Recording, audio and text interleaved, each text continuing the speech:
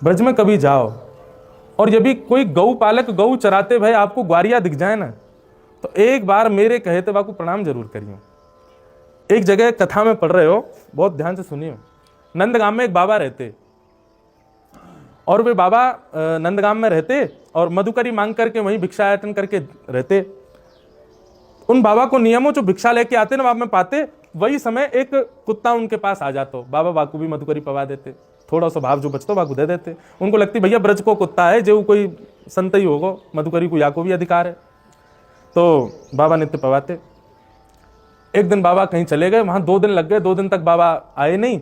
2 दिन बाद जब बाबा लौट करके आए तो रात में रोने की आवाज सुनाई दी। बाबा उठ करके बैठ गए, भैया कौन रो रहा है? कुटिया के बाहर झांक के देखा तो एक प्रेत था।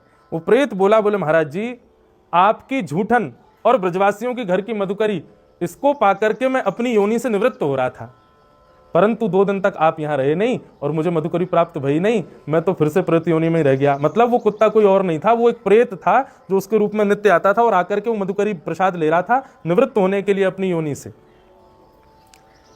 तो बाबा ने जैसे ही सुनी प्रेत, देखो वैष्णव का ऐसा लक्षण होता है, जैसे ही सुना कि प्रेत है, प्रेत सुनते ही उसके पीछे पड़ गए। बोले भैया सुनो, तुम प्रेत हो? बोले हाँ। बोले तुम ब्रज के प्रेत हो, साधारण तो हो नहीं हो?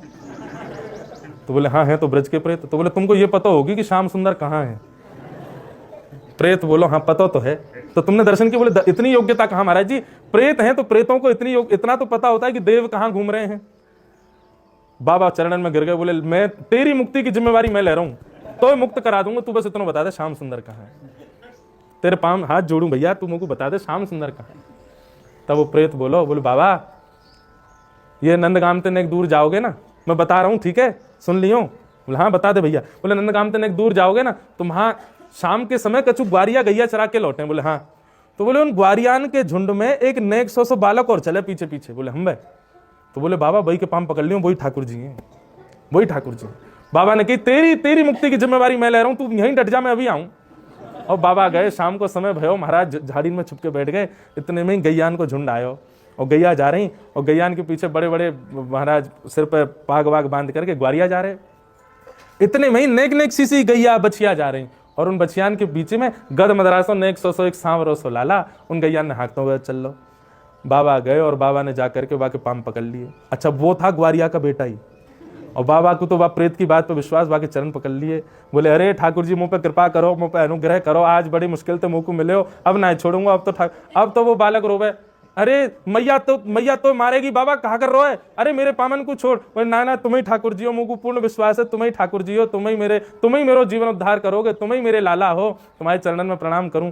देख बाबा तो को रोटी चाहिए रोटी ले जा, मधुकरी चाहिए मधुकरी ले जा, छाछ चाहिए छाछ ले जा, मेरे पामन ने छोड़, मेरी मैया बाट निहार रही है घर पे, लेट जाऊंगा तो को भी मारेगी, मुंह को भी मारेगी, चल जल्दी छोड़। बाबा बोले मैं नहीं छोड़ूंगा, एक बार मुंह को दर्शन करा दो, गोदी में बैठा के स्वयं छोड़ के आऊंगा, एक बार दर्शन तो दे दो। महाराज बाबा ने पाम छोड़े नहीं, वो बालक खड़ो रोने लगो जोर जोर से, मैया देख या दारी के बाबा ने मेरो पाम पकड़ लियो, मैया देख ये बाबा मुंह को छोड़ ना रहे हो। बाबा इतने विश्वास से चरण पकड़ के बैठे रहे, रुदन क्रंदन करने लगे, बोले आज नहीं छोड़ूंगा, आप तो मेरे ठाकुर जी हो। आहा, नंद भवन में बैठे ठाकुर जी के नेत्र सजल हो गए और महाराज बालक के रूप में ही श्री श्याम सुंदर प्रकट है गए और प्रकट है के बाबा को दर्शन दे दिए।